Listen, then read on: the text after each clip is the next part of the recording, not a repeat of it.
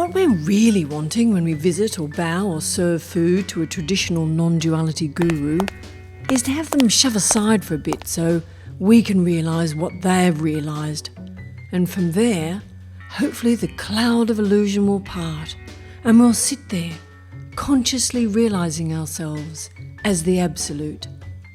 As if the Absolute is a bubble of consciousness from which arises the whole universe. But when it comes to the radical non-dualists, this is missing. No illusion, no realisation, no identity. So no canoodling up to a radical non-duality identity is necessary. It's not about identity. There's just this that is seeming to happen and no identity anywhere. This is already what is, exactly as it is, and it's already wholeness. The butt-naked truth about non-duality is that there is no truth. No evidence even. Nothing verifiable. As soon as you verify, voila, duality. So nothing to find. What a relief. Hasn't it been a pain looking for non-duality? Looking for it in workshops on your shadow self, in a soulmate, in a guru, in tantric sex, up mountains, in India. No one can find non-duality because it doesn't exist as a thing. And you don't exist as a thing. Dopamine makes it seem like there is a you. It's dopamine circuits that think up an idea, decides to act upon an idea, and gives the signal to do it. When we think of ourselves having a core self, that's dopamine at work. When we want or think we've experienced spiritual transcendence, that's dopamine. Dopamine circuits make it seem as if there is a me living in time with a future. And the brain, which is a predicting machine, predicts scenarios. That seems to be its main task. The brain sits in here in a dark box, unable to see or hear or feel, but it reads the data from the senses. And from that, it starts predicting a self living in time, and it predicts what the circumstances are likely to be. And if it predicts something horrible, the body feels it, and life feels bad.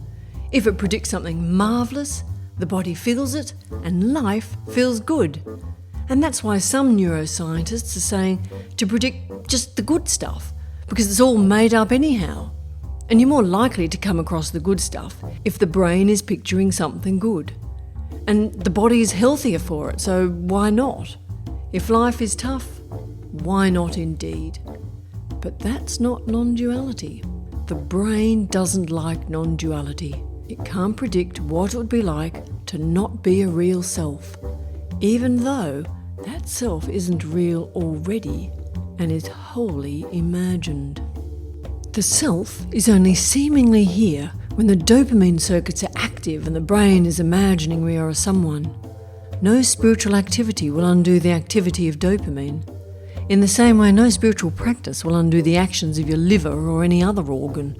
So many on the spiritual path want to predict a happy ending for the self.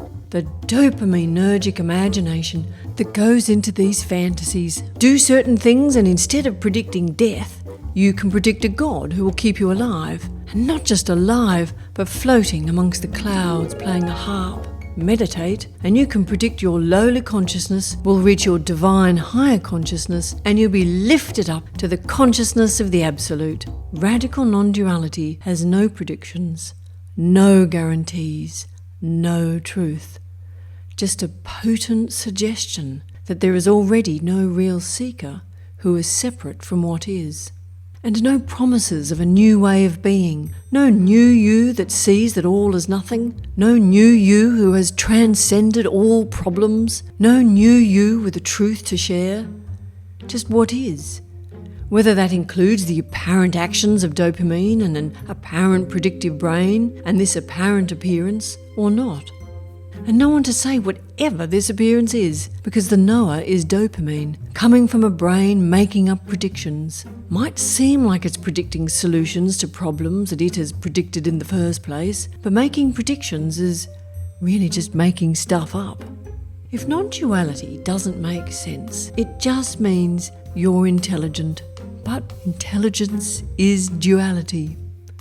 Luckily, it's just an appearance of duality. So no need to take up the spiritual practice of being stupid. Phew.